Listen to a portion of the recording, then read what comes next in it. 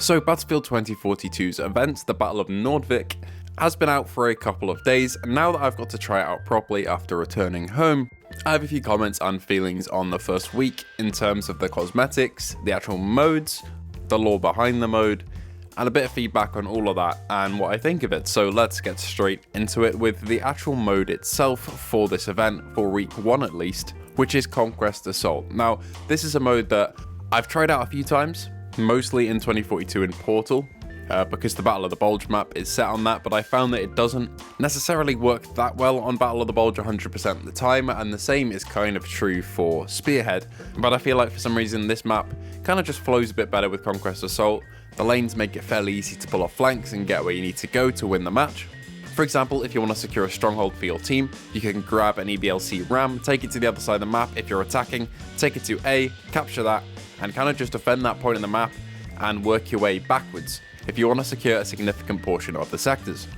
I had a lot of fun using this vehicle and taking it behind enemy lines, putting down a spawn beacon and creating assaults from behind enemies while the main battle lines raged on at the front. That's another thing that I think that Spearhead really does well, especially with this mode, is that there are proper battle lines, especially at the beginning of matches.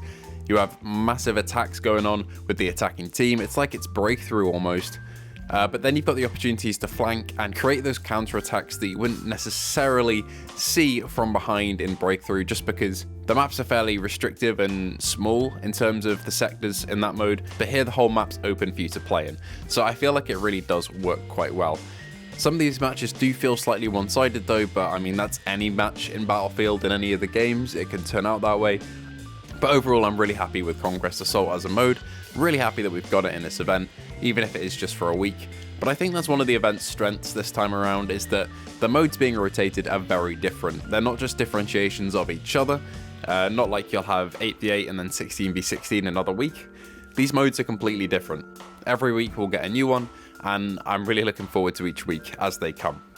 Now, one thing that I am a little disappointed in is the fact that in the trailer we got the really dark looking Spearhead, but in the actual event it's just the normal map. Now, this isn't really a deal breaker or anything, of course, but it would just be nice to have a little bit of variety in how the map looks. I originally thought this mode might be a nighttime mode, given all of the night vision that some of the characters have in the cosmetics, which we'll get onto in a bit. But it would have just been nice to see a darker feel to the map for this event to make it stand out just from the regular map itself in all-out warfare. Again, that's not a deal breaker, but it's just something that we saw in the trailer. The map looked pretty dark, and even in my original reaction, I thought that the map was a night mode, or it was, you know, in a stormy setting, but it's just normal Spearhead. Aside from that, we've got a load of free and paid cosmetics. Now, I feel like these have been handled a lot better this time around for this event than they did in Liquidators. Now, I am on record saying that I liked Liquidators, I thought it was fun, and I thought the cosmetics were good, but this is just a big step up from that, to be honest. There's a lot more free cosmetics for players to earn in less time as well. It takes you less ribbons to earn the cosmetics that would have taken many more ribbons last time. It makes it easy for the casual player to get everything and feel rewarded without having to grind for their life. There are also some more free cosmetics just in the shop. This week it's for Crawford, which looks very cool, and the actual paid bundle is a good one. I mean, it's expensive, sure, but I feel like it kind of justifies the price with the amount of stuff that's in there and the quality of it. There are some small nitpicks that I've seen some people point out, and I do kind of agree with. For example, McKay's got no ear protection or no strap on his helmet to keep his helmet on. But it's just small things like that. When you're shooting at the player model itself on the battlefield, you probably won't really even recognize that that's an issue because you're shooting at them and you'll just see it at a glance. Obviously, if you look too far into it, you're going to notice it.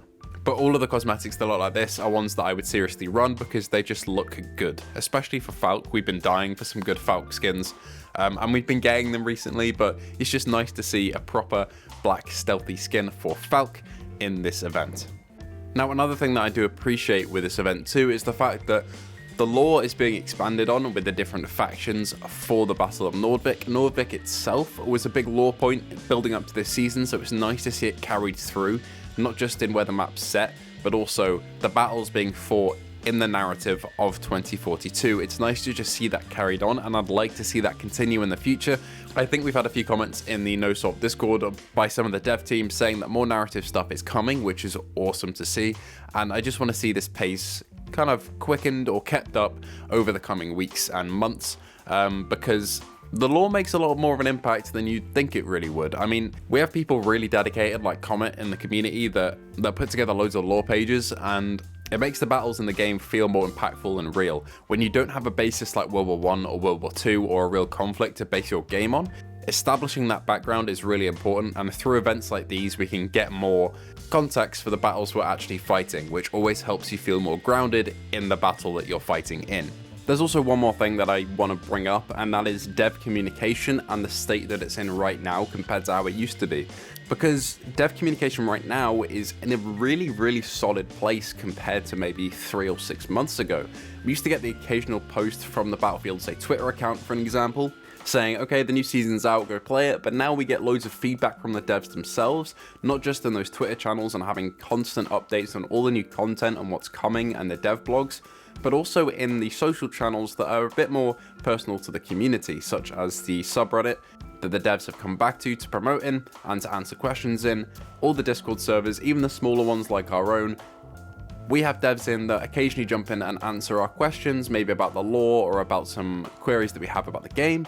And to be honest, it's just really encouraging to see this level of communication and connection between the player base and the developers on a more consistent basis than it used to happen.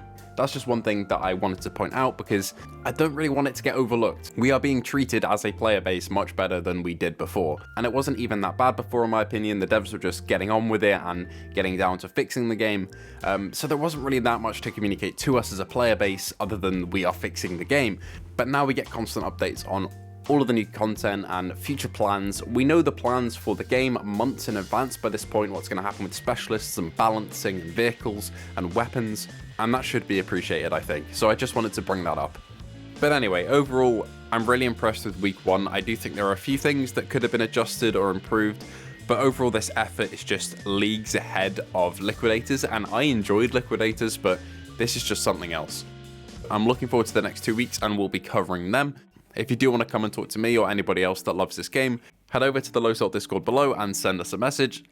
And if you want to catch up with any of the lore stuff that I've been talking about today, go and visit the Exodus archives. There's a revamp coming very soon for that website, but at the moment it's just in a solid place anyway, so go check that out.